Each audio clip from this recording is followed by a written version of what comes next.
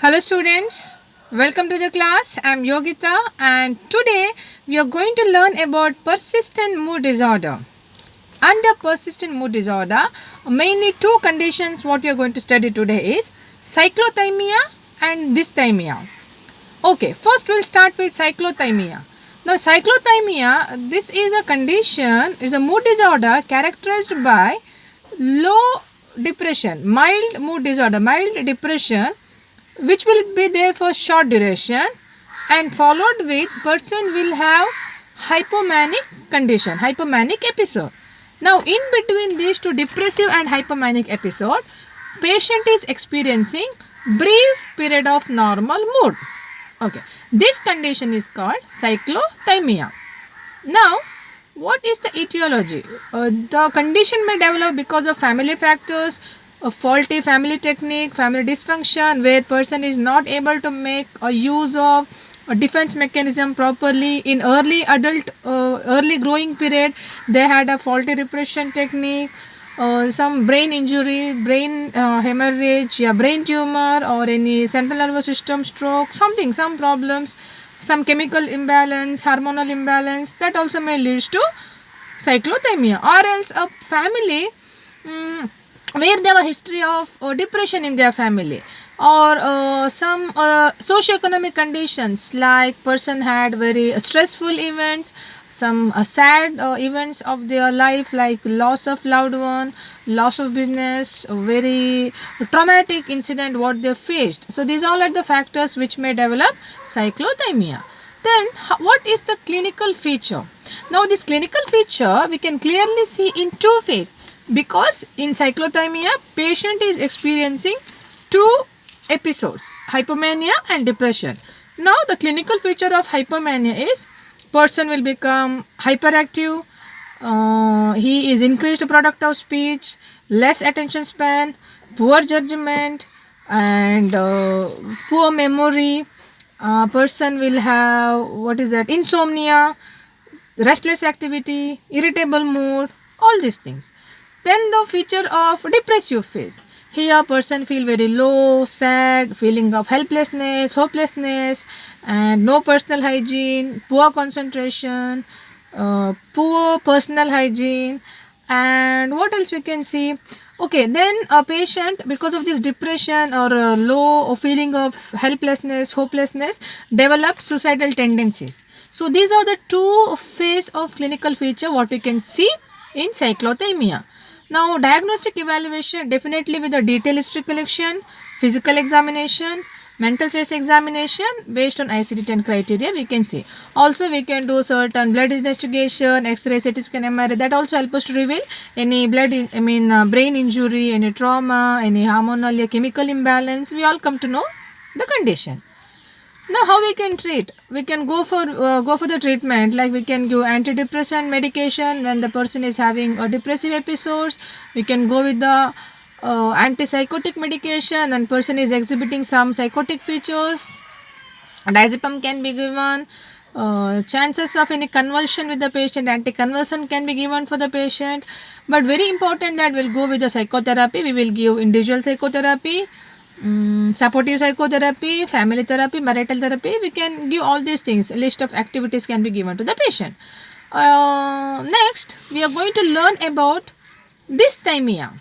Now, dysthymia means it is a disorder characterized by where person is experiencing mild depression that is long last minimum 2 years in adult and 1 year in younger children. Okay. Oh, now this dysthymia is more common in women compared to the men. Now, one more reason that because of poverty and unmarried, that may be the reason that they are much more prone to develop this dysthymia. Here also we can see a psychological and physical symptoms complaints. Now psychological complaints like they are restless, increased productivity of speech, irritable mood, insomnia, they are not interested to do the work, no proper personal hygiene, no occupation performance.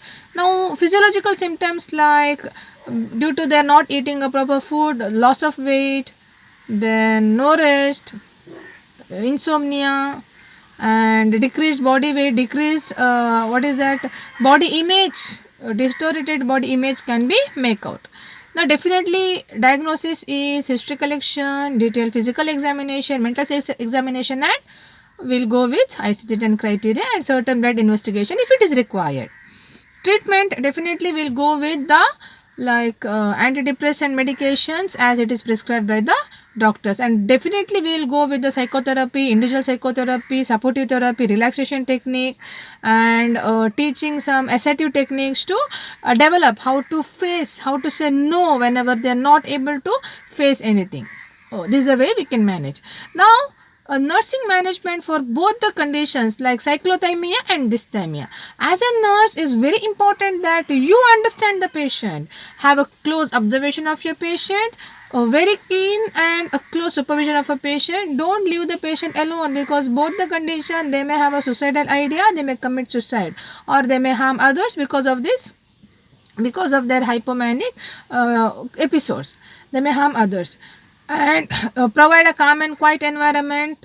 Don't provoke a stimulus. Environment should be avoided.